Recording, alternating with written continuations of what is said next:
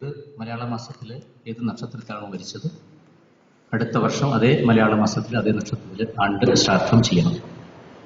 ആണ്ട് ശ്രാദ്ധം കഴിഞ്ഞതിന് ശേഷം മരിച്ച ആ പ്രേതാത്മാവിനെ വെള്ളി പ്രതിമയിൽ ആവാഹിച്ച് സാന്നിധ്യപ്പെടുത്തി തിലഹോമം, എള്ളുകൊണ്ട് ഉള്ള ഹോമം, ഭഗവത് സേവ മുതലായവ ചെയ്ത് ആ പ്രേതത്തെ ക്ഷേത്രപിണ്ഡം ചെയ്യണം. ക്ഷേത്രത്തിൽ ചില ക്രിയകൾ ചെയ്ത് തീർത്ഥത്തിൽ ഒഴുകി കളയണം. കാശി, രാമേശ്വരം, ചേലാമറ്റം, ആലുവ, മണപ്പുറം ഏതെങ്കിലും വെള്ളത്തിൽ, നദിയിൽ ഒഴുകി കളയണം. ഇതാണ് നിയമം. ഇതിനുശേഷം എല്ലാ അമാവാസിയിലും തർപ്പണം ചെയ്യുക. ഇതാണ് ഗുരുദേവൻ നമ്മളോട് പറഞ്ഞിരിക്കുന്നത്. ഒരു വർഷം കഴിഞ്ഞ് ആണ്ടുശ്രാദ്ധം ആചരിക്കുക. മരിച്ച ദിവസത്തെ നക്ഷത്രം അനുസരിച്ച് ആണ്ടുശ്രാദ്ധം ചെയ്യുക. മരിച്ചതിന് ശേഷമുള്ള പരത്തിന്റെ പ്രേതാവസ്ഥയെ വെള്ളിപ്രതിമയിൽ ആവാഹിച്ച് സാന്നിധ്യപ്പെടുത്തി സായുജ്യ പൂജ മുതലായവ ചെയ്യുക. പ്രതിമ തൊട്ട് വിഷ്ണു സഹസ്രനാമം ജപിക്കണം. ഈ മരിച്ച ആത്മാവ് പല തെറ്റുകൾ ചെയ്തിട്ടുണ്ടാവും, ദുരിതമുണ്ടാവും. ആ ദുരിതം കളയാൻ വേണ്ടി മരിച്ചതിന് ശേഷം നമുക്ക് എന്ത് ചെയ്യാൻ പറ്റും? ആ ധനഞ്ജയാംശമാകുന്ന, പ്രേതാംശമാകുന്ന വായുവിനെ പ്രതിമയിൽ സാന്നിധ്യപ്പെടുത്തി ആ പ്രതിമയിൽ ഇവരുടെ ഒരു അംശം ഉണ്ടായിരിക്കും. അത് തൊട്ടുകൊണ്ട് വിഷ്ണു സഹസ്രനാമ ജപം ചെയ്യണം. ശ്രീമദ് ഭാഗവതം കേൾപ്പിക്കുന്ന സമ്പ്രദായമുണ്ട്. തൊട്ടുകൊണ്ട് ഈ നെഗറ്റീവ് എനർജിയെ എർത്ത് ചെയ്ത് കളയുന്ന ഒരു സമ്പ്രദായമുണ്ട്. ഏത് വേണമെങ്കിലും നമുക്ക് സ്വീകരിക്കാം. ചെയ്തുകൊണ്ട് നമ്മൾ മരിക്കുന്നത് വരെ പരിതർക്ക് വേണ്ടി എല്ലാ മാസവും അമാവാസി തർപ്പണം ചെയ്യണം. അമാവാസി തർപ്പണം ചെയ്യുന്ന സമയത്ത് അച്ഛനോ അമ്മയ്ക്കോ സങ്കല്പമില്ല. മാതൃവംശയെ കുലേ ജാത. എൻ്റെ അമ്മയുടെ വംശത്തിൽ മരിച്ചവർക്കാണ് ഞാൻ ഒരു ഉണ്ട വയ്ക്കുന്നത്. അച്ഛൻ്റെ വംശത്തിൽ മരിച്ചവർക്ക്, അച്ഛനല്ല, അച്ഛന് മാത്രമല്ല, അവിടെ പുറകിലേക്ക് ഗതി കിട്ടാത്തവരുണ്ടെങ്കിൽ അവരെ കൂടി സങ്കല്പിച്ചിട്ടാണ് ചെയ്യുന്നത്. മരിച്ച വ്യക്തിയുടെ അണ്ടുശ്രാദ്ധം മുതലായവ ചെയ്യാതിരുന്നു കഴിഞ്ഞാൽ പ്രേതങ്ങൾ പിതൃക്കളായി മാറാതെ പിശാചുക്കളായി മാറും. പിശാചുക്കളായി മാറിയാൽ സ്വജനബന്ധികളെ ഉപദ്രവിക്കുമെന്ന് സ്മൃതിയിൽ പറഞ്ഞിട്ടുണ്ട് എന്ന് ജ്യോതിശാസ്ത്രത്തിൽ പ്രസ്താവിക്കുന്നുണ്ട്. പ്രശ്നമാർഗം എന്ന് പറയുന്ന ജ്യോത്സ്യം കൈകാര്യം ചെയ്യുന്ന ജ്യോതിഷക്കാര് കബഡി വയ്ക്കുന്ന സമയത്ത് പറയുവാൻ ഉള്ളൊരു ശാസ്ത്രഗ്രന്ഥമുണ്ട്. അതാണ് പ്രശ്നമാർഗം. പ്രശ്നം ഏത് മാർഗത്തിൽ കൂടി സഞ്ചരിക്കണമെന്ന് വ്യക്തമായി തെളിയിക്കുന്ന ഒരു ഗ്രന്ഥമാണ് പ്രശ്നമാർഗം. അതില് പൂർവാർത്ഥം, അത് 2 ഭാഗമാണ്. ആദ്യത്തെ ഭാഗത്തിൽ 15-ാമത്തെ അധ്യായത്തിലെ 24-ാമത്തെ ശ്ലോകത്തിൽ പറയുന്നു, അബ്ദദീക്ഷാദി ലോകേന പ്രേതാഹ പിശാചതാമിയാദി. അബ്ദദീക്ഷ എന്ന് പറഞ്ഞാൽ ആണ്ടുശ്രാദ്ധം മുതലായവയുടെ ലോപം കൊണ്ട്. ഇത് തന്നെയാണ് അർജുനൻ അവിടെ കൃഷ്ണനോട് ചോദിച്ചത്. ലുപ്ത പിണ്ടോദക ക്രിയാഹ, പിണ്ടം ലോപിച്ചവരായിട്ട് തീരുകയില്ലേ കൃഷ്ണ, ഞാനീ പണി ചെയ്യണോ? അത് തന്നെയാണ് അബ്ദദീക്ഷാദി ലോപേന എന്ന് ജ്യോതിശാസ്ത്രത്തിൽ പറഞ്ഞിരിക്കുന്നത്. പ്രേതാഹ പിശാചതാമിയാദി, പ്രേതങ്ങൾ പിശാചുക്കളായിട്ട് മാറുന്നു. ആണ്ടുശ്രാദ്ധം വരെ എന്ന് പറയുന്നത് മരിച്ചതിന് ശേഷമുള്ള ആത്മാവിന്റെ അവസ്ഥയാണ് പ്രേതാവസ്ഥ, ധനഞ്ജയാവസ്ഥ. ആ പ്രേതാവസ്ഥ 1 വർഷം വരെ ഈ ഭൂമിയിൽ നിൽക്കുന്നുള്ളൂ. 1 വർഷം കഴിഞ്ഞാൽ പ്രേതത്തെ പിതൃക്കളാക്കി മാറ്റണം.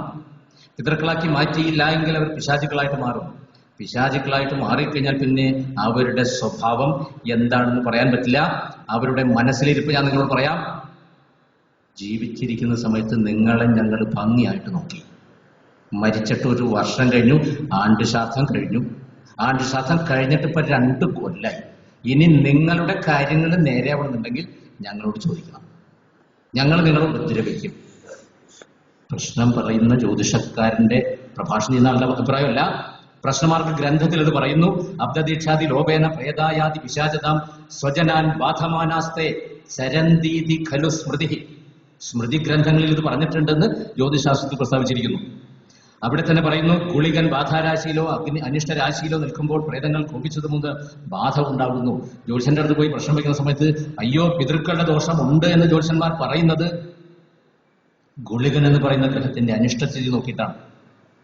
ബാധാരാശിയിലോ അനിഷ്ടസ്ഥിതിയിലോ നിൽക്കുമ്പോൾ പ്രേതങ്ങൾ കോപിച്ചത് മൂലം നിങ്ങളുടെ മകളുടെ വിവാഹം നടക്കില്ല, വിവാഹം കഴിഞ്ഞിട്ട് 10 കൊല്ലമായി കുട്ടികളുണ്ടാവില്ല, വീട് പണിയാൻ പറ്റില്ല, ജപ്തി വന്നിരിക്കുന്നു, ഇതിന്റെയൊക്കെ കാരണക്കാർ പിതൃക്കളാണ് എന്ന് ജ്യോത്സ്യന് യാതൊരു സംശയവും കൂടാതെ പറയാൻ പറ്റും. ബാധ പ്രേതോദ്ഭവാസ്യാത് സ്ഥിതപതി ഗുളികെ ബാധകേ നിഷ്ഠഭേ വാ. ജ്യോതിശാസ്ത്രത്തിൽ പ്രമാണമാണ്. അവിടെ തന്നെ 50-ാം ശ്ലോകത്തിൽ പറയുന്നു, പ്രേതകോപം മൂലം മനുഷ്യർ അനുഭവിക്കുന്ന ദോഷങ്ങളുടെ ഗൗരവം രേഖപ്പെടുത്തിയിട്ടുണ്ട്. പ്രേതകോപം സംഭവിച്ചാൽ സന്താനനാശവും രോഗം മുതലായ അനർത്ഥങ്ങളും ഉണ്ടാകുന്നു. പ്രേതങ്ങളെ പ്രേതങ്ങളുടെ പ്രീതിക്കായിക്കൊണ്ട് പിതൃക്കളുടെ മനസ്സിന് സന്തോഷമുണ്ടാകുന്ന പാർവണം മുതലായ ശ്രാദ്ധകർമ്മങ്ങൾ, ക്ഷേത്രകുണ്ടം, തിലഹവനം, ബ്രാഹ്മണർക്ക് കാലുകഴിച്ചൂട്ട് മുതലായവ നടത്തിക്കൊള്ളണം. ഇങ്ങനെ ചെയ്താൽ പ്രേതങ്ങൾ എല്ലാവിധ സമ്പത്തിനെയും സൽസന്തതികളെയും നൽകുന്നു. ജ്യോതിശാസ്ത്രത്തിലെ പ്രമാണമാണിത്. പ്രേത കോപ പ്രേതസ്യ കുര്യാത് തനയ വിഹനനം ച ആമയാദീനനർത്ഥാൻ തത്പ്രീത്यै പാർവണാദ്യം പിതൃഗണമനസ പ്രീണനം ശ്രാദ്ധകർമ്മ കുര്യാച്ച ക്ഷേത്രപിണ്ഡം തിലഹവനമഥ ബ്രാഹ്മണാനാം ച ഭുക്തിം പ്രീത പ്രേതാസ്തുമൈഭിർ വിദധതി സകല സമ്പദ സന്തതിം ച. തൈത്തിരീയോപനിഷത്തില് 11-ാം അനുഭാഗത്തില് വേദം പഠിപ്പിച്ചതിന് ശേഷം ആചാര്യൻ ശിഷ്യനെ ഉപദേശിക്കുന്ന ഒരു ഭാഗമുണ്ട്. ഹിന്ദു ധർമ്മശാസ്ത്രത്തിലെ ഏറ്റവും പ്രധാനപ്പെട്ട ഒരു ഭാഗമാണിത്. സത്യം പറയണം, ധർമ്മം അനുഷ്ഠിക്കണം, സ്വാധ്യായത്തിൽ നിന്നും തെറ്റരുത്, ആചാര്യന് ഇഷ്ടമായ ധനം കൊടുക്കണം, സന്താനത്തെ ജനിപ്പിക്കുന്നതിൽ മടി കാണിക്കരുത്, പ്രജാതന്തുവിനെ മുറിച്ചു കളയരുത്. സത്യം വദ ധർമ്മം ചര സ്വാധ്യായാത് മാ പ്രമദഃ ആചാര്യായ പ്രിയം ധനം ആഹൃത്യ പ്രജാതന്തും മാ വ്യവത്സീഹി. സത്യത്തിൽ നിന്നും വ്യതിചലിക്കരുത്, ധർമ്മത്തിൽ നിന്നും വ്യതിചലിക്കരുത്, ദേവന്മാരുടെയും പിതൃക്കളുടെയും കാര്യങ്ങളിൽ നിന്നും വ്യതിചലിക്കരുത്. ഉപനിഷത്ത് ഋഷി നിഷ്കർഷയോടെ പറയുന്നു, സത്യാത് ന പ്രമദിതവ്യം, ധർമാത് ന പ്രമദിതവ്യം, ദേവപിതൃകാര്യാഭ്യാം ന പ്രമദിതവ്യം. മാതാവ്, പിതാവ്, ഗുരു, അതിഥി ഇവരെ ദേവതുല്യം കണക്കാക്കുക. അവിടെ തന്നെ പറയുന്നു, മാതൃദേവോഭവ, പിതൃദേവോഭവ, ആചാര്യദേവോഭവ, അതിഥി ദേവോഭവ. ഈ ശ്രുതി അനുസരിച്ച് ദേവന്മാരെയും പിതൃക്കളെയും സംബന്ധിച്ചിട്ടുള്ള കർമ്മങ്ങൾ നിഷ്കർഷയോടെ ഇന്നും ഭാരതത്തിൽ ആചരിച്ചു വരുന്നു. എന്നാൽ ഈ ദേവപിതൃകർമ്മങ്ങളിൽ വെച്ച് ഏതിനാണ് കൂടുതൽ പ്രാധാന്യം കൊടുക്കേണ്ടത് എന്ന് ചിന്തിക്കുമ്പോൾ മനുസ്മൃതി, പത്മപുരാണം, വായുപുരാണം, മത്സ്യപുരാണം, ബ്രഹ്മാണ്ഡ പുരാണം എന്നീ ഗ്രന്ഥങ്ങൾ ഉച്ചൈസ്തരം ഉദ്ഘോഷിക്കുന്നു, ദേവകാര്യത്തെക്കാൾ പ്രാധാന്യം പിതൃകാര്യത്തിനാണ്. മനുസ്മൃതി 3-ാം അധ്യായം 203-ാം ശ്ലോകത്തിൽ പറയുന്നുണ്ട്, ദേവകാര്യാത് ദ്വിജാതീനാം പിതൃകാര്യം വിശിഷ്യതേ. പിതൃശബ്ദത്തിന്റെ ധാത്വർത്ഥം സംരക്ഷകൻ എന്നതാണ്. രക്ഷിക്കുക എന്ന അർത്ഥത്തിൽ വർത്തിക്കുന്ന പാ ധാതുവിനോടുകൂടി തൃച്ച് പ്രത്യയം ചേർന്നിട്ടാണ് പിതൃശബ്ദം നിഷ്പന്നമാകുന്നത്. കന്യാദാനം ചെയ്യുന്ന വ്യക്തി, അന്നദാതാവ്, ജ്ഞാനം തരുന്ന ഗുരു, അഭയം നൽകുന്നവൻ, ജന്മം നൽകുന്നവൻ, മന്ത്രം ഉപദേശിച്ചു തരുന്ന വ്യക്തി എന്നിവരെല്ലാം ഈ പദത്തിന്റെ അർത്ഥപരിധിയിൽ ഉൾപ്പെടുന്നുണ്ട്. കന്യാദാത, അന്നദാതാച്ച, ജ്ഞാനദാത, അഭയപ്രദ, ജന്മദോ മന്ത്രദോ ജ്യേഷ്ഠഭ്രാതാച്ച പിതരസ്മൃത. മനുസ്മൃതിയിൽ 4-ാം അധ്യായം 184 ശ്ലോകം. എന്നാൽ ശരീരത്യാഗാനന്തരം മനുഷ്യൻ പിതൃത്വത്തെ പ്രാപിക്കുന്നതായി ശാസ്ത്രഗ്രന്ഥങ്ങളിൽ പ്രസ്താവിക്കുന്നു. അതനുസരിച്ച് മനുഷ്യവർഗത്തിന്റെ പൂർവികരെയാണ് പിതൃക്കൾ എന്ന പദം കൊണ്ട് സാമാന്യമായി വീക്ഷിക്കുന്നത്. ഈ പിതൃ എന്ന ശബ്ദം വേദത്തിലുണ്ടോ എന്ന് ചിന്തിക്കുമ്പോൾ വേദത്തിൽ 3 തരം പിതൃക്കളെ പറ്റി പറയുന്നു. വേദത്തിൽ 3 തരം പിതൃക്കൾ. ഈ പിതൃകർമ്മം ശാസ്ത്രീയമാണോ? വേദത്തിൽ എന്തെങ്കിലും പറഞ്ഞിട്ടുണ്ടോ? ആരണ്യകങ്ങളിൽ പറഞ്ഞിട്ടുണ്ടോ? സംഹിതാ ഗ്രന്ഥങ്ങളിൽ എന്താണ് പറഞ്ഞിരിക്കുന്നത്? ഉപനിഷത്തിൽ എന്താണ് പറഞ്ഞിരിക്കുന്നത്? ഇതാണ് ഇവിടുത്തെ ശാസ്ത്രീയത. വേദങ്ങളിൽ പിതൃക്കളെ പരന്മാർ, മധ്യമന്മാർ, അവരന്മാർ എന്നിങ്ങനെ 3ആയി തരംതിരിച്ചിരിക്കുന്നു. കർമ്മഭേദം കൊണ്ട് ഇവരെ തന്നെ യഥാക്രമം സോമപന്മാർ, ബർഹിഷതന്മാർ, അഗ്നിശ്വാത്തന്മാർ എന്നീ സംജ്ഞകളാൽ അറിയപ്പെടുന്നു. വിധിപ്രകാരം സോമയാഗം ചെയ്ത് പിതൃലോകം പ്രാപിച്ചവർ സോമപന്മാരും, ഹവിർയാഗം മാത്രമനുഷ്ഠിച്ച് പിതൃത്വം ലഭിച്ചവർ ബർഹിഷതന്മാരും, ഗൃഹസ്ഥാശ്രമികളായി യാഗാനുഷ്ഠാനം ഇല്ലാതെ പിതൃലോകം പ്രാപിച്ചവർ അഗ്നിശ്വാത്തന്മാരുമാകുന്നു. തൈത്രീയ ബ്രാഹ്മണം, മാധ്യന്തിന ശതവത ബ്രാഹ്മണം എന്നീ 2 ഗ്രന്ഥങ്ങളിൽ ഈ വിഷയം രേഖപ്പെടുത്തിയിട്ടുണ്ട്. ത്രയോ വൈ പിതരഹ. വേദത്തിലെ പിതൃക്കളുടെ കാര്യമാണ് പറയുന്നത്. യേ സോമേന യജ്വാനാഹ തേ പിതരഃ സോമവന്തഃ അഥ യേ ദത്തേന പക്വേന ലോകം ജയന്തി തേ പിതരോ ബർഹിഷതഃ യേവ അയജ്വാനോ ഗൃഹമേധിനഃ തേ പിതരോ അഗ്നിശ്വാത്താഹ യാഗാഗ്നിരേവ ദഹൻ സ്വദയതി തേ പിതരോ അഗ്നിശ്വാത്താഹ. ഇതിൽ നിന്നും പിതൃവിഷയം ശാസ്ത്രീയവും വൈദികവുമാണെന്ന് മനസ്സിലാക്കുക. പിതൃക്കളെ ഉദ്ദേശിച്ച് ചെയ്യുന്ന 2 പ്രധാന കർമ്മങ്ങളാണ് ശ്രാദ്ധവും തർപ്പണവും. വളരെ ശ്രദ്ധയോടെ ചെയ്യേണ്ട കർമ്മമാണ് ശ്രാദ്ധം. പിതൃക്കളെ പ്രീതിപ്പെടുത്തിക്കൊണ്ട്, പിതൃക്കൾക്ക് തൃപ്തി കൊടുത്തുകൊണ്ട് ചെയ്യേണ്ട കർമ്മമാണ് തർപ്പണം. ഈ 2 കർമ്മങ്ങളിലും മുഖ്യ ഘടകങ്ങൾ ജലം, ദർഭ, എള്ള്, തിലം എന്നിവയാണ്. പിതൃക്കളുടെ വാസഭൂമിയായ ചന്ദ്രൻ അപ്മയനാണ്. അപ്പുമയൻ എന്ന് പറഞ്ഞാൽ ജലമയനാണ്. വേദത്തിൽ ജലത്തെ പ്രാണനായും ഊർജമായും വനസ്പതിയുടെ രസമായും ഔഷധമായും സോമരസമായും ക്ഷീരരസമായും സ്തുതിച്ചിരിക്കുന്നു. തൈത്രീയ ആരണ്യകം, മൈത്രായണീയ സംഹിത, കാഠക സംഹിത, കാപിഷ്ടല സംഹിത, തൈത്രീയ ബ്രാഹ്മണം, കൗശീതക ബ്രാഹ്മണം, താണ്ഡ്യ ബ്രാഹ്മണം, ജൈമിനീയോപനിഷത് ബ്രാഹ്മണം, ഐതരേയ ബ്രാഹ്മണം, ഗോപഥ ബ്രാഹ്മണം, മാധ്യന്തിന ശതപഥ ബ്രാഹ്മണം എന്നീ ഗ്രന്ഥങ്ങളിൽ വെള്ളത്തിന്റെ മാഹാത്മ്യം പറയുന്നുണ്ട്. ഈ ഗ്രന്ഥങ്ങളെല്ലാം തന്നെ വേദത്തിന്റെ തന്നെ ഭാഗങ്ങളാകുന്നു. വേദത്തിന്റെ ഭാഗമായിരിക്കുന്ന ബ്രാഹ്മണ ഗ്രന്ഥങ്ങളിൽ വെള്ളത്തെ പറ്റി പറഞ്ഞിരിക്കുന്നു. ആ വെള്ളം കൊണ്ടാണ് പിതൃക്കൾക്ക് തർപ്പണം ചെയ്യേണ്ടത്.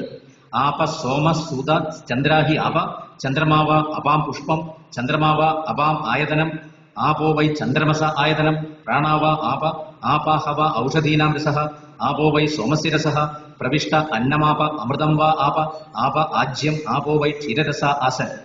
ഇത്രയും ഗുണങ്ങൾ ഉള്ളതുകൊണ്ടാണ് ജലം കൊണ്ട് തർപ്പണം ചെയ്യണമെന്ന് വിധിച്ചിരിക്കുന്നത്. നാരദീയ പുരാണം പൂർവ്വഖണ്ഡത്തിൽ ജലം തന്നെയാണ് ദേവഗണങ്ങളെന്നും ജലം തന്നെയാണ് പിതൃഗണങ്ങളെന്നും പറയപ്പെട്ടിരിക്കുന്നു. അതുകൊണ്ട് പിതൃക്കളുടെ ഹിതം അഥവാ തൃപ്തി ആഗ്രഹിക്കുന്നവർ ജലം ദാനം ചെയ്തു കൊള്ളണം. ആപോ ദേവഗണാ പ്രോക്താഹ ആപ പിതൃഗണാസ്തഥ തസ്മാതസ്യ ജലം ദേയം പിതൃണാം ഹിതമിച്ഛത. ഇവിടെ കരിക്കും വെള്ളം കൊണ്ട് വേണ്ട. ആ വെള്ളത്തിൽ കുറച്ച് തേൻ ഒഴിച്ചു കഴിഞ്ഞാൽ വെള്ളത്തിന് നല്ല മധുരമായിരിക്കും. ഈ മധുരമുള്ള വെള്ളം കൊണ്ടും പിതൃക്കൾ തൃപ്തിപ്പെടുത്തില്ല. വെറും കിണറ്റിലെ വെള്ളം, ശുദ്ധജലം മാത്രം കൊണ്ടാണ് ഒരു തൃപ്തി അടയുന്നത്. തർപ്പണം ചെയ്യുന്ന സമയത്ത് അല്പം വെള്ളമെടുത്ത് അല്പം എള്ളെടുത്ത് അതിൽ വെള്ളം വീഴ്ത്തുവാൻ പറയുന്നതിന്റെ ശാസ്ത്രീയത വൈദികവും പൗരാണികവുമാകുന്നു. ശ്രാദ്ധതർപ്പണാദികളിൽ ദർഭയ്ക്ക് അതിമഹത്തായ സ്ഥാനമാണ് നൽകിയിരിക്കുന്നത്. അഗ്നി, ജലം എന്നിവയ്ക്ക് തുല്യമായി വർണ്ണിച്ചിരിക്കുന്ന ദർഭ പവിത്രതയുടെയും ശുദ്ധിയുടെയും പ്രതീകമാണ്. തൈത്രീയ ബ്രാഹ്മണം, തൈത്രീയ സംഹിത, മാത്യന്തിന ശതപഥ ബ്രാഹ്മണം, തൈത്രീയ ആരണ്യകം എന്നീ ഗ്രന്ഥങ്ങളിൽ ദർഭയെ അഗ്നിയായും വെള്ളമായും വർണ്ണിച്ചിരിക്കുന്നു. അഗ്നിവാൻ വൈ ദർഭസ്തംഭ ആപോ വൈ ദർഭാഹ പവിത്രം വൈ ദർഭാഹ അപാം വ ഏതത് തേജോവർച്ച യദ്ദർഭാഹ. ആൽമരത്തിന് 3 ദേവതാ സങ്കല്പമുള്ളത് പോലെ തന്നെയാണ് ദർഭയ്ക്ക് 3 സങ്കല്പമുള്ളത്. ഗീതോപദേശ സമയത്ത് കൃഷ്ണൻ പറഞ്ഞു, അശ്വത്ഥ സർവവൃക്ഷാണാം. ആൽമരം ഞാനാണ് അർജുന. ആൽമരത്തിന്റെ ആയുസ് 500 വർഷമാണ് ഒരു ആൽമരത്തിന്റെ ആയുസ്. നമ്മളൊരു ആൽമരം നടുകയാണെങ്കിൽ നമ്മുടെ 5 തലമുറകൾ മരിക്കാതെ ആൽമരം നശിക്കില്ല. ഈ ആൽമരത്തിൽ 3 സങ്കല്പങ്ങളാണുള്ളത്. ആൽമരത്തിന്റെ രോഗപ്രതിരോധ ശക്തി എന്ന് പറയുന്നത് വളരെ കൂടുതലാണ്. 25 നില കെട്ടിടത്തിന്റെ മുകളിൽ വാട്ടർ ടാങ്കിന്റെ അടുത്തൊരു ആൽമരം നിൽക്കുന്നത് നിങ്ങൾക്ക് കാണാൻ പറ്റും. ഇതാരെങ്കിലും അവിടെ കൊണ്ട് നട്ടതാണോ? അതിന്റെ വിത്ത് കാറ്റിൽ പറന്നു വന്ന് അവിടെ ഇരുന്നതാണോ? പക്ഷികൾ അവിടെ കൊണ്ടുവച്ചതാണോ? ഇതൊന്നും അറിയില്ല. ആൽമരം മുളച്ച് നിൽക്കുന്നുണ്ടായിരിക്കും. ഇതെങ്ങനെ അവിടെ വന്നു? അതാണ് ആൽമരത്തിന്റെ കഴിവ്. നല്ല വേനൽക്കാലത്ത് അത് വാടിപ്പോകുന്നില്ല, നല്ല മഴക്കാലത്ത് അത് ചീഞ്ഞു പോകുന്നില്ല, മഞ്ഞുകാലം അതിന് ബാധകമല്ല, ആരും വെള്ളം ഒഴിക്കേണ്ട കാര്യമില്ല. ആൽമരം പറയുന്നത്, ഞാൻ വായുവിൽ നിന്നും വെള്ളവും ഭക്ഷണവും സ്വീകരിച്ചുകൊണ്ട് ഞാനിവിടെ ജീവിക്കും. നിങ്ങൾ ആരും എന്റെ മൈൻഡ് ചെയ്യേണ്ട കാര്യമില്ല. എനിക്ക് പെസ്റ്റിസൈഡ് ആരും അടിക്കേണ്ട കാര്യമില്ല, ഫംഗിസൈഡ് ആരും അടിക്കേണ്ട കാര്യമില്ല. കീടനാശിനി ഒന്നും എന്നെ ബാധിക്കുന്നില്ല, ഒരു കീടങ്ങളും എന്നെ ബാധിക്കുന്നില്ല.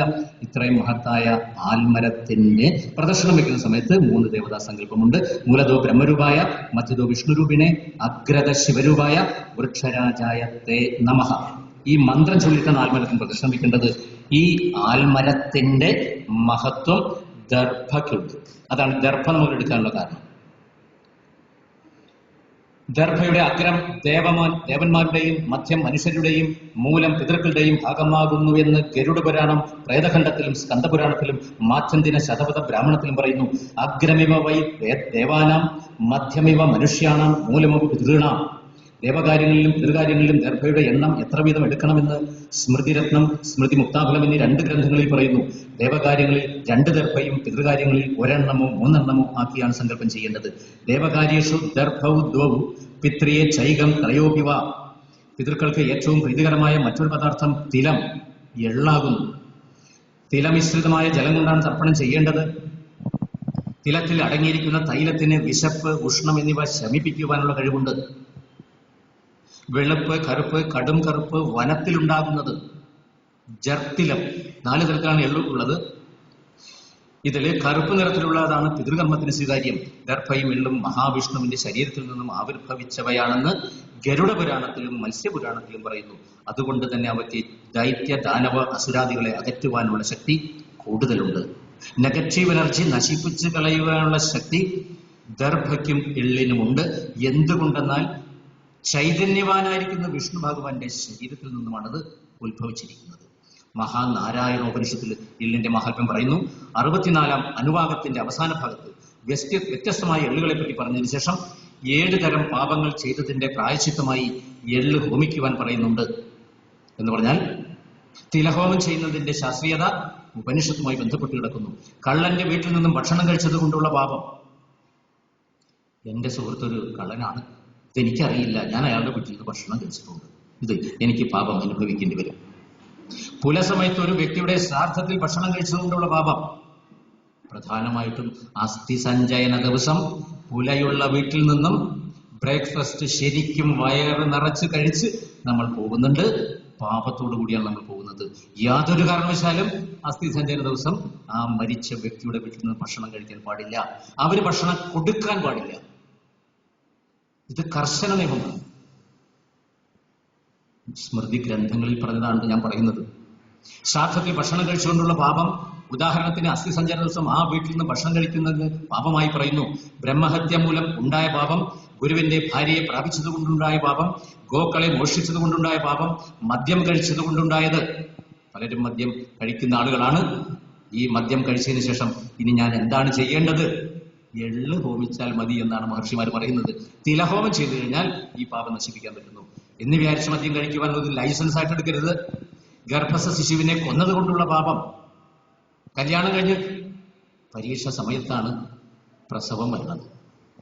ദമ്പതിമാർക്ക് 2 പേർക്ക് MBBS പരീക്ഷ വരാൻ പോവുകയാണ്, നേരത്തെ കല്യാണം കഴിഞ്ഞു, എന്നാൽ പിന്നെ ഒരു ടാബ്ലറ്റ് കഴിക്കേണ്ട കാര്യമുള്ളൂ. അങ്ങനെ ചെയ്തു കഴിഞ്ഞാൽ തിലഹോമം ചെയ്തു കൊള്ളണം. ഇവയ്ക്ക് തിലഹോമം ചെയ്യണം. ഈ ഹോമം ചെയ്യുവാനുള്ള മന്ത്രവും അവിടെ ഉപനിഷത്ത് ഋഷി നമുക്ക് തരുന്നുണ്ട്. ചോരസ്യാന്നം നമശാർത്ഥം ബ്രഹ്മ ഗുരുകൽപക ഗോസ്തേയം സുരാപാനം. മന്ത്രം പൂർണ്ണമായിട്ട് പറയുന്നില്ല. തില ശാന്തിം ശമയതു സ്വഹ. മരിച്ചതിന് ശേഷം 1 വർഷം കഴിഞ്ഞുള്ള അന്ത്യശ്രാദ്ധവും അതിനുശേഷം തിലഹോമവും ചെയ്യുന്നതിന്റെ ശാസ്ത്രീയത ഇവിടെ നമുക്ക് കാണാൻ സാധിക്കുന്നു. പുല ആചരണം എത്ര ദിവസം? ആംഗിരസ് മഹർഷിയുടെ ധർമ്മശാസ്ത്രപ്രകാരം ആംഗിരസ്മൃതിയിൽ പറയുന്നത് എല്ലാ വർണ്ണക്കാർക്കും 10 ദിവസം പുലയും ബാലയവും ആചരിച്ചാൽ മതി എന്നാണ്. സർവേഷാമേവ വർണ്ണാനം സൂതകേ മൃതകേപിവ ദശാഹാദ് ശുദ്ധിരേതേഷാം ഇത് ശാദാതപോ അബ്രവീത്. ശാദാതപൻ ഇങ്ങനെ പറയുന്നു. ശാദാതപൻ എന്ന് പറയുന്ന ആചാര്യൻ ഇങ്ങനെ പറയുന്നു. എത്ര ദിവസമാണ് പുല ആചരണമെന്ന് വേദിയിൽ ഇരിക്കുന്ന പ്രിയ വിജയേട്ടനോട് ചോദിച്ച സമയത്ത് വിജയേട്ടൻ ഇതിന്റെ പാഠഭേദത്തോടു കൂടി ഒരു ശ്ലോകം ചൊല്ലി. സർവേഷാമേവ വർണ്ണാനം സൂതകേ മൃതകേപിവ ദശാഹാദ് ശുദ്ധിരിത്യേഷ കലൗ ശാസ്ത്രസ്യ നിർണയ. ഇതാണ് വിജയേട്ടൻ ചൊല്ലിയ ശ്ലോകം. ഇതിലേത് പാഠമാണ് ശരി എന്നുള്ളത് അറിയില്ല. പിന്നെ ഇതിൽ വല്ല മലയാള ശ്ലോകം ഉണ്ടോ എന്ന് വിജയേട്ടനോട് ചോദിച്ച സമയത്ത് വിജയേട്ടൻ അപ്പൊ തന്നെ ഒരു ശ്ലോകം ചൊല്ലി. ധരണീദേവൻ തൊട്ട് അഖിലജാതിക്യം കലിയിൽ 10 നാൾ പുലയെന്ന് നോക്കണം. 10 ദിവസം പോലെ ആചരിച്ചാൽ മതിയെന്ന് ഗുരുദേവൻ പറഞ്ഞിട്ടുണ്ട്. ശ്രീനാരായണ ധർമ്മം എന്ന ഗ്രന്ഥത്തിൽ 9-ാം അധ്യായത്തിൽ ഗുരുദേവൻ പറയുന്നത് ബന്ധുക്കൾ 10 ദിവസം കൊണ്ട് പ്രേതസംബന്ധമായിട്ടുള്ള ബലികർമ്മങ്ങൾ ചെയ്തതിനു ശേഷം 11-ാം ദിവസം ഹോമവും തളിച്ചുകുളയും പുലവീടലും നടക്കണം. ഇത് പറയുവാനുള്ള കാരണം പണ്ട് ഈഴവ കുടുംബങ്ങളിൽ 16 അടിയന്തരമാണ് നടത്തിയിരുന്നത്. അതിന്റെ ആവശ്യമില്ല. 10 ദിവസം ആചരിച്ചാൽ മതി. 16 ദിവസം ആചരിക്കുവാനുള്ള കാരണം ബ്രാഹ്മണർക്ക് 10 ദിവസം അവർക്ക് ഷോഡശ സംസ്കാരങ്ങൾ ഉള്ളത് കൊണ്ട് അവർ 10 ദിവസം ആചരിച്ചാൽ മതി എന്ന് മനുസ്മൃതിയിൽ പറയുന്നു. മറ്റുള്ള വർണ്ണക്കാര് ഉപനയനം മുതലായവ ഇല്ല, ഷോഡശ സംസ്കാരങ്ങൾ ഇല്ലാത്തത് കൊണ്ട് ഈഴവൻ പുലയൻ പറയൻ ഇവർക്ക് 16 ദിവസം പുല ആചരിച്ചു കൊള്ളണം എന്നാണ് നിയമം. പക്ഷെ ഗുരുദേവൻ പറയുന്നു ഏതൊരു വ്യക്തിക്കും 10 ദിവസം പുല ആചരിച്ചാൽ മതി. ഗുരുദേവന്റെ ശ്രീനാരായണ ധർമ്മം എന്ന കൃതിയിൽ വ്യക്തമായിട്ട് പറയുന്നുണ്ട്. ശവാശവജോ ദശാഹാനി ജ്ഞാതീനാമിഹ നിശ്ചിത ഏകാദശേ ദിനേ കുര്യാത് ഹോമം പുണ്യാഹമേവച. അടുത്ത ശ്ലോകത്തിൽ ഗുരുദേവൻ പ്രത്യേകം പറയുന്നുണ്ട് 11-ാം ദിവസത്തെ ഹോമാദികളും കുളിയും തളിച്ചുകുളിയും പുണ്യാഹവും ചെയ്താൽ പരിശുദ്ധമായി. പ്രേതത്തെ സംബന്ധിച്ചിടത്തോളം ഇതിൽ കൂടുതലായി യാതൊന്നും ചെയ്യേണ്ട ആവശ്യമില്ല. 16 കൊല്ലം നിങ്ങൾ ആചരിക്കേണ്ട കാര്യമില്ല എന്ന് വളരെ നിഷ്കർഷയോടുകൂടി ഗുരുദേവനോട് പറയുന്നു. തദന്തേ വിധിവത് സ്നാനാത് ശുദ്ധിർ ജായേത തദ്ദിനെ തതപ്പരം ന കർത്തവ്യ പ്രേതോദ്ദേശു വിധി ക്വചിത്. തതപ്പരം ക്വചിത് എന്ന കർത്തവ്യ. ഒരു സ്ഥലത്തും ആചരണം വേണ്ട എന്ന് ഗുരു പ്രത്യേകം പറയും. 10 ദിവസം കൊണ്ട് ശരീരമുണ്ടാക്കിയ പ്രേതാവസ്ഥ അഥവാ പ്രേതത്തിന്റെ നിലനിൽപ്പ് 1 വർഷക്കാലമാകുന്നു. ഈ 1 വർഷം വരെ നമ്മൾ അമാവാസി തർപ്പണം ചെയ്തു കൊള്ളണം. ജാതിഭേദമനുസരിച്ച് ചിലർക്ക് തർപ്പണവും ചിലർക്ക് ശാസ്ത്രവുമാണ് നിർദ്ദേശിച്ചിട്ടുള്ളത്. 1 വർഷത്തിന് ശേഷം പ്രേതങ്ങളെ പ്രതിക്കളാക്കി മാറ്റണം, ഇല്ലെങ്കിൽ അവർ പിശാചുക്കളായി മാറും എന്ന് ജ്യോതിശാസ്ത്രത്തിൽ പറയുന്നു. ആണ്ടുശാസ്ത്രം മുതലായവയ്ക്ക് രോഗം സംഭവിച്ചാൽ ഇവർ പിശാചുക്കളായി മാറിയതിനു ശേഷം നമ്മെ ഉപദ്രവിക്കും. അബ്ദദീക്ഷാദി ലോകേന പ്രേതാഹായാദി പിശാചത. ആണ്ടുശാസ്ത്രം കഴിഞ്ഞ് പ്രേതത്തെ വെള്ളിപ്രതിമയിൽ ആവാഹിച്ച് സായുജ്യ മുതലായവ ചെയ്ത് പ്രതിമ തൊട്ട് വിശ്വസഹസ്രനാമം ചെയ്ത് ക്ഷേത്രപിണ്ഡ സഹിതം പ്രതിമ വിസർജനം ചെയ്യണം. ഇതിനുശേഷം എല്ലാ അമാവാസിയിലും തർപ്പണം ചെയ്യാം. ഇത് നേരത്തെ പറഞ്ഞത് ഒന്നുകൂടി എടുത്ത് പറഞ്ഞുള്ളൂ. ഇനി അസ്ഥി സഞ്ചയനം എന്ന് പറയുന്നത്, പക്ഷേ അസ്ഥി സഞ്ചയനം ഓജതിഥാ പശുക്ലേ നേഷ്ട ദുരാശികത താര സിതാരവാരാഹ. അസ്ഥി സഞ്ചയനം അശുക്ലപക്ഷത്തിൽ, കറുത്ത പക്ഷത്തിലാണ് ചെയ്യേണ്ടത്. അത് പറ്റിയില്ലെങ്കിൽ ഒറ്റപ്പെട്ട പക്കങ്ങളിൽ ചെയ്യാം. മുറിനാൾ വരാൻ പാടില്ല. മകൈരം, പുണർത മുതലായ മുറിനാൾ സമയത്ത് ഉള്ള സമയത്ത് അസ്ഥി സഞ്ചയനം ചെയ്യാൻ പാടില്ല. ചൊവ്വ വെള്ളി ദിവസങ്ങളിൽ പാടില്ല. പിണ്ടകർത്താവിന്റെ ജന്മ നക്ഷത്ര സമയം പാടില്ല. ജന്മനക്ഷത്രത്തിൽ ചെയ്യാൻ പാടില്ല. മരിച്ച വ്യക്തിയുടെ അഷ്ടമരാശി കൂടുതൽ എടുക്കരുത്. ഇത് സാമാന്യ നിയമമാണ്. ദഹിപ്പിച്ച ദിവസം മുതലാണ് എണ്ണേണ്ടത്. പുല തുടങ്ങുന്നത് മരിച്ച സമയം മുതലാണ്. ദഹിപ്പിച്ച ദിവസം മുതലാണ് ഈ പുല ഇതെടുക്കേണ്ടത്. ദഹിപ്പിച്ച ദിവസം മുതലാണ് എണ്ണേണ്ടത്, മരിച്ച ദിവസം മുതലല്ല. പുല തുടങ്ങുന്നത് മരിച്ച ദിവസം മുതലാണ്. മരിക്കുന്നതിന്റെ ദിവസം തുടങ്ങുന്നത് ഉദയം മുതലല്ല. രാത്രിയുടെ അവസാന ഭാഗത്തുള്ള 1/3 അംശം തുടങ്ങുന്ന മുതലാണ്. ഇപ്പൊ ഗൾഫിൽ വെച്ച് ഒരാൾ മരിച്ചു, ഇവിടെ കൊണ്ടുവന്നു, 4 ദിവസം കഴിഞ്ഞതിന് ശേഷം അസ്ഥിസഞ്ചയനം ചെയ്തു എന്ന് വിചാരിക്കുക. അപ്പൊ ദഹിപ്പിച്ച ദിവസം മുതൽ ഒന്നായിട്ട് എടുക്കുക. മരിച്ചതിന് ശേഷം 10 ദിവസം കഴിഞ്ഞിട്ടാണ് ഡെഡ് ബോഡി വരുന്നതെങ്കിൽ ഇവിടെ വന്നതിന് ശേഷം ദഹിപ്പിച്ചതിന് ശേഷം ഒന്നായിട്ട് എടുക്കുക. ആ പ്രായോഗികമായ ബുദ്ധിമുട്ടുള്ളത് കൊണ്ടാണ് ഇങ്ങനെ പറയുന്നത്. ഉദയാത് ഉദയാന്തമിഹി സർവത്ര ദിനകൽപ്പന. മരിച്ച കർമ്മത്തിന് ദിവസം തുടങ്ങുന്നത് ഉദയം മുതലല്ല. 3 കാര്യങ്ങൾക്ക്: പ്രസവം, ആർത്തവം, മരണം. ഒരു സ്ത്രീ ഋതുവാകുക 6 മണിക്ക് ഉദയമാണെന്ന് വിചാരിക്കുക. 6 മണി മുതലാണ് ഉദയം തുടങ്ങുന്നത് എല്ലാ കർമ്മങ്ങളിലും. ഉദയാത് ഉദയാന്തമിഹി സർവത്ര ദിനകൽപ്പന. രാവിലെ 6 മണിക്ക് ഉദയം, അടുത്ത 6 മണി, രാവിലെ 6 മണി വരെയാണ് ഒരു ദിവസം. കിന്തു ആർത്തവേ മൃദൗ സൂതൗ നിശാന്ത്യത്രംശകാത് ദിനം ഭൂതി. നിശയുടെ 1/3 അവസാനത്തെ 1/3 ഭാഗം തുടങ്ങുന്നത് മുതലാണ് എന്ന് പറഞ്ഞാൽ ഏകദേശം 2:30 മണി മുതലാണ് ദിവസം ഈ 3 കാര്യങ്ങൾക്ക് തുടങ്ങുന്നത്. അപ്പൊ ഒരു മരണമുണ്ടായി എങ്കിൽ വെളുപ്പിന് 4 മണിക്ക് മരിച്ചതെങ്കിൽ തലേ ദിവസം മരിച്ചു എന്ന് കണക്കാക്കണം. ഈ 3 കാര്യങ്ങൾ ഇത് വിശേഷ വിധിയായിട്ട് ഇവിടെ പറയുന്നുണ്ട്.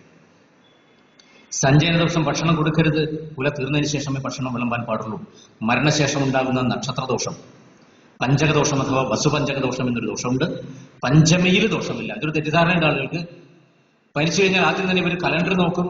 കലണ്ടർ ദിവസം അവിടെ പഞ്ചമി തിഥി എന്ന് എഴുതിയിട്ടുണ്ടാവും. അയ്യോ, പഞ്ചമിയിലാണ് മരിച്ചത്, ദോഷം കൂടുതലാണ്. പഞ്ചമിയിൽ മരിച്ചാൽ ദോഷമില്ല, പഞ്ചകത്തിൽ മരിച്ചാലാണ് ദോഷം. പഞ്ചകം എന്ന് പറയുന്നത് അവിട്ടം നക്ഷത്രം മുതൽ 5 നക്ഷത്രം: അവിട്ടം, ചതയം, പുരുട്ടാതി, ഉത്രട്ടാതി, രേവതി. അവിട്ടത്തിന്റെ പകുതി മുതലാണ്. അവിട്ടം പാതി തൊട്ടെണ്ണി രേവത്യന്തം വരയ്ക്കഹോ. ഇവരിൽ മൃതരായവർക്ക് ശവദാഹം കഴിക്കൊല. ഇവർക്ക് ശവം ദഹിപ്പിക്കാൻ പോലും പാടില്ല. അത്ര ദോഷമാണ് എന്നാണ് പ്രമാണം എഴുതി വെച്ചിരിക്കുന്നത്. മലയാള ശ്ലോകം എന്ന് പറഞ്ഞാൽ ഇതിൽ ദോഷമുണ്ട്, അതിന് പ്രത്യേകം പരിഹാരം ചെയ്തു കൊള്ളണം. ഈ നക്ഷത്രങ്ങളിൽ ഏതെങ്കിലും ഒന്നിൽ മരിച്ചാൽ മരിച്ച ആൾക്കും പുലുള്ളവർക്കും ദോഷമുണ്ടെന്ന് പറയുന്നു. 1 വർഷത്തിനുള്ളിൽ വീണ്ടും മരണമുണ്ടാകാം. ആ ദോഷം വരാതിരിക്കുവാൻ ശവം ദഹിപ്പിക്കുന്നതിനോടൊപ്പം പുത്തലവിധി എന്ന ക്രമം ചെയ്ത് ദഹനക്രിയ ചെയ്യണം. പിന്നീട് പുല വിരിയതിനു ശേഷം പഞ്ചകശാന്തിക്രിയ, മൃത്യുഞ്ജയ ഹോമം, ഭഗവതി സേവ ഇവ ചെയ്യണം. ദർഭ കൊണ്ട്, പുത്തലവിധി എന്ന് പറയുന്നത് ദർഭ കൊണ്ട് പട്ടുനൂൽ ചുറ്റിയത് ഉണ്ടാക്കിയ 5 പ്രതിമയിൽ യവം അരച്ചു തേച്ച് ഇലയിൽ വെച്ച് ദേശകാല സ്മരണം ചെയ്ത് ഒടുവിൽ കശ്യപപുത്രസ്യ ഡാഷ് നാമന പ്രേതസ്യ ധനിഷ്ഠ പഞ്ചക മരണസൂചിത വംശാരിഷ്ട വിനാശാർത്ഥം ശ്രീ പരമേശ്വര പ്രീതയെ പഞ്ചക വിധിം കരിഷ്യെ എന്ന് സങ്കല്പിച്ച് 5 നക്ഷത്ര ദേവതമാരെ ആവാഹിച്ച് പൂജിച്ചു കൊള്ളണം. അവിട്ട നക്ഷത്രത്തിന്റെ ദേവത വസുക്കളാണ്. വസുഭ്യോ നമ വസൂൻ ആവാഹയാമി. രണ്ടാമത്തേതിൽ ചതയം നക്ഷത്ര ദേവതയായ വരുണനെ ഓം വരുണായ നമ വരുണം ആവാഹയാമി. 3 പുരുട്ടാതി നക്ഷത്രം അജൈകപാദേ നമഃ അജൈകപാദമാവാഹയാമി. ഇപ്രകാരം 5 നക്ഷത്ര ദേവതമാരെ ആവാഹിക്കുക. ഇങ്ങനെ ഓരോന്നിലും ആവാഹിച്ച് ചന്ദന മുതലായവ കൊണ്ട് പൂജിച്ച് 1ാമത്തെ പ്രതിമ പ്രേതത്തിന്റെ ശിരസിലും 2ാമത്തെ പ്രതിമ കണ്ണിലും അതുപോലെ വയറ്, നാഭി, കാലിലും വെച്ച് ഓരോന്നിലും നെയ്യൊഴിച്ച് ഓം പ്രേതവാഹായ, ഓം പ്രേതസഖായ, ഓം പ്രേതഭൂമിവായ എന്ന മന്ത്രം ചൊല്ലി ഓരോന്നിലും ജലം വീഴ്ത്തി വീണ്ടും 5ലും യമനെ ഉദ്ദേശിച്ച് നെയ്യൊഴിക്കണം. പിന്നീട് 5ലും ശിവനെ സങ്കല്പിച്ച് നെയ്യൊഴിക്കണം. ത്രംബക മന്ത്രം ചൊല്ലി മൃത്യുഞ്ജയായ ഇതം എന്ന് സങ്കല്പിച്ചുകൊണ്ട് പുത്തലവിധി ചെയ്തു കൊള്ളണം. ഇതിൽ പൂരുട്ടാതിക്ക് പിണ്ടനൂർ ദോഷം കൂടി വരുന്നു. അവിട്ടം, ചതയം, പൂർട്ടാതി, ഉത്രട്ടാതി, രേവതി ഇതാണ് പഞ്ചകദോഷം. ഇത് കൂടാതെ ഒരു ദോഷമാണ് പിണ്ടനൂല് ദോഷം.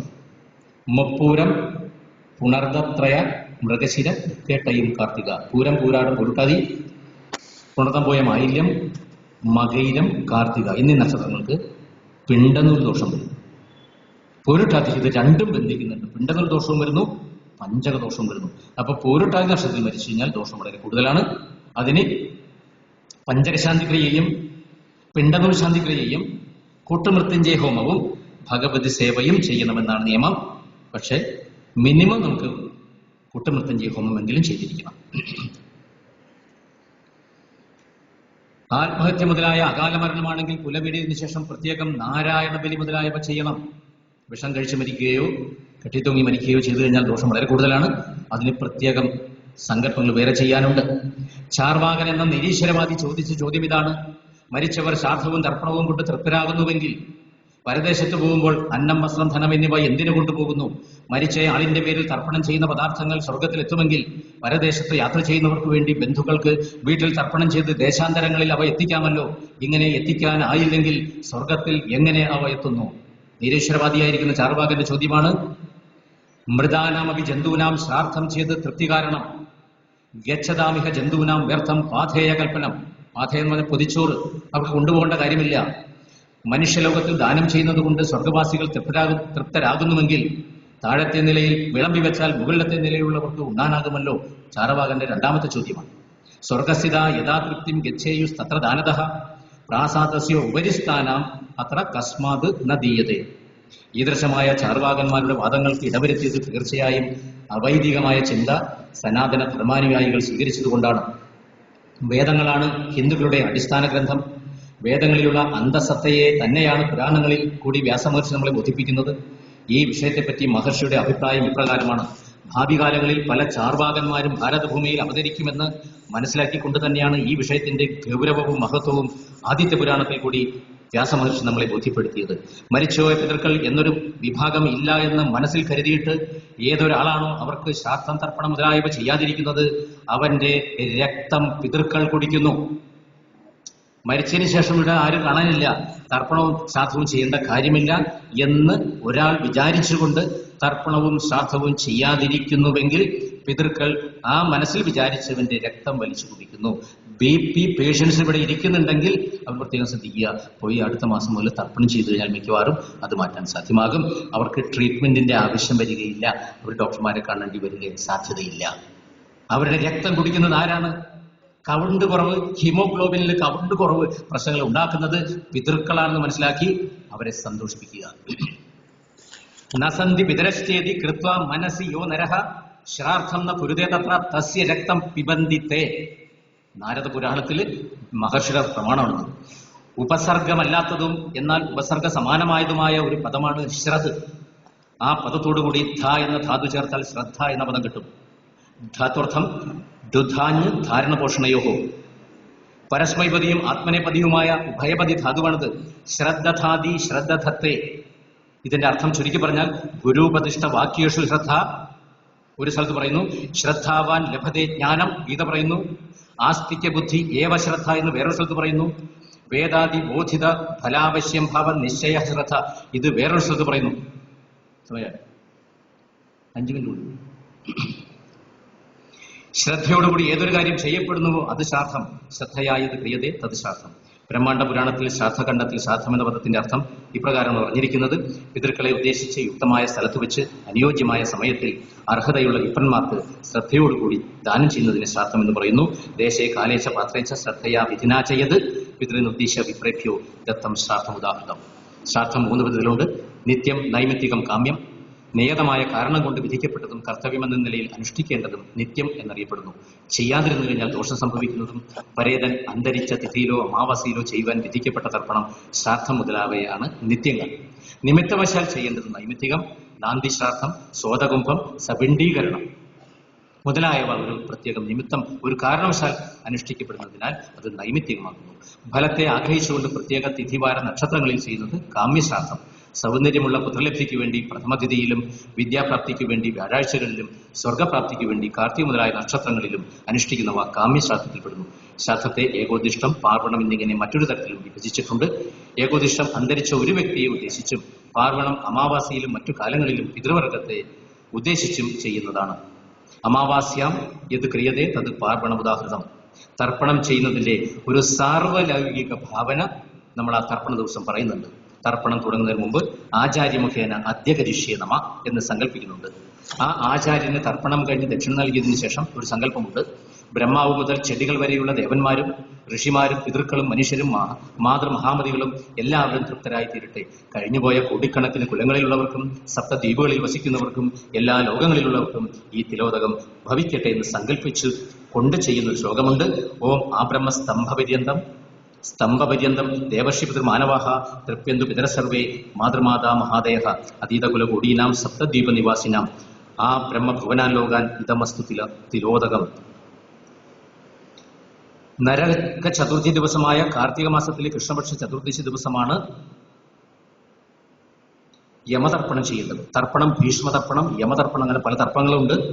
ഭീഷ്മതർപ്പണം എന്നൊരു തർപ്പണം മാഘമാസത്തിൽ വെളുത്ത പക്ഷത്തിൽ വരുന്ന അഷ്ടമി, ഭീഷ്മാഷ്ടമി എന്ന പേരിൽ അറിയപ്പെടുന്നു. ഈ അഷ്ടമി ദിവസം ഭീഷ്മരെ സങ്കല്പിച്ചുകൊണ്ട് തർപ്പണം ചെയ്താൽ നമ്മൾ ഒരു വർഷം സംവത്സരം ചെയ്ത പാപം മുഴുവനും നശിച്ചു പോകുന്നു. ഭവിഷ്യോത്തര പുരാണത്തിൽ ഇതിന്റെ തർപ്പണം ചെയ്യണമെന്ന് നിഷ്കർഷിക്കുന്നു. ഒരു പൂജ്യം കൂടി ഉള്ളൂ, 5 മിനിറ്റ് മതി. ശുക്ലാഷ്ടമ്യാം തു മാഘസ്യ ദദ്യാത് ഭീഷ്മായ യോജലം സംവത്സര കൃതം പാപം തത് ക്ഷണാദേവ നശ്യതി. ഒരു കൊല്ലം മുഴുവൻ ചെയ്തു വെച്ചിരിക്കുന്ന പാപം വർഷത്തിൽ ഒരിക്കൽ വരുന്ന ഈ ഭീഷ്മതർപ്പണം ചെയ്തു കഴിഞ്ഞാൽ നശിച്ചു പോകുന്നു. തർപ്പണത്തിന് പ്രത്യേക മന്ത്രമുണ്ട്. ധ്യാനം തുടങ്ങുന്നത് ഇപ്രകാരമാണ്: ഭീഷ്മ ശാന്തനവോ വീര സത്യവാദി ജിതേന്ദ്രിയ ആഭിരവാപ്നോതു പുത്ര പൗത്രോചിതാം പ്രിയാം. ഒരു വ്യക്തി ബ്രാഹ്മണനോ ക്ഷത്രിയനോ വൈശ്യനോ ശൂദ്രനോ ആകട്ടെ, അയാൾ പരേതരുടെ ശ്രാദ്ധം തർപ്പണം മുതലായ പ്രേതക്രിയകൾ ചെയ്തില്ലെങ്കിൽ അവനെ ചണ്ടാലിന് തുല്യമായി കണക്കാക്കുന്നു. ബ്രാഹ്മണ ക്ഷത്രിയ വൈശ്യശൂദ്രാഹ ഇതരേപിച്ച തേ ചണ്ടാല സമാജ്ഞയാഹ സർവേ പ്രേതക്രിയാം വിന. അവന്റെ പുത്രന്മാരും പൗത്രന്മാരും ദുർഗതി പ്രാപിക്കും. ഭവന്തി തേഷാം കോപേന പുത്രാഹ പൗത്രാശ്ച ദുർഗതാഹ. പിതൃക്കളെ പൂജിക്കുന്നവർക്ക് ആയുർദൈർഘ്യമുണ്ടാകുന്നു, സൽപുത്രന്മാർ ജനിക്കുന്നു, കീർത്തിയുണ്ടാകുന്നു, ശരീരത്തിന് പുഷ്ടിയും ബലവും രോഗപ്രതിരോധ ശക്തിയും വർദ്ധിക്കുന്നു, ധനധാന്യ സമൃദ്ധി, പശുക്കളിൽ നിന്നുള്ള സുഖം ഇവയെല്ലാം അനുഭവിക്കാൻ സാധിക്കുന്നു. പൂർണ്ണപുരാണത്തിൽ ഇത് പറയുന്നു: ആയുപുത്രാൻ യശസ്വർഗം കീർത്തിം പുഷ്ടിം ബലം ശ്രിയം പശുവിൻ സൗഖ്യം ധനം ധാന്യം പ്രാപ്നിയാത് പിതൃപൂജനാത്. യാതൊരാൾ ശ്രാദ്ധകർമ്മത്തിൽ തന്റെ മൃതരായ പിതാമഹാദി പിതൃവർഗത്തെ തൃപ്തിപ്പെടുത്തുന്നുവോ അവൻ പിതൃഋണത്തിൽ നിന്നും മോചിതനായി ബ്രഹ്മലോകം പോകുന്നു എന്ന് വിഷ്ണു സ്മൃതി ഉദ്ഘോഷിക്കുന്നു. പിതൃൻ പിതാമഹാൻ ചൈവ ദ്വിജ ശ്രാദ്ധേന തർപ്പയേത് ആ നൃണം സ്യാത് പിതൃണാംശ ബ്രഹ്മലോകം ഗച്ഛതി. ശ്രേയസ് ലഭിക്കുവാൻ വേണ്ടിയുള്ള കർമ്മങ്ങളിൽ ഏറ്റവും ശ്രേഷ്ഠമായത് ശ്രാദ്ധകർമ്മമാണ്. അതുകൊണ്ട് എല്ലാ പ്രയത്നങ്ങളും ചെയ്ത് നമ്മൾ ശ്രാദ്ധമാചരിക്കണം. ശ്രാദ്ധാത് പരതരം നാന്യത് ശ്രേയസ്കരം ഉദാഹൃതം തസ്മാത് സർവപ്രയത്നേന ശ്രാദ്ധം കുര്യാത് വിചക്ഷണ. ഇത്രയും നേരം ഇത് കേട്ടിരുന്ന നിങ്ങൾക്ക് ഓരോരുത്തർക്കും പ്രത്യേകം നന്ദി പ്രകാശിപ്പിക്കുന്നു. ഇതിന് അവസരം തന്ന ഇതിന്റെ സംഘാടകർക്ക് പ്രത്യേകം നന്ദി.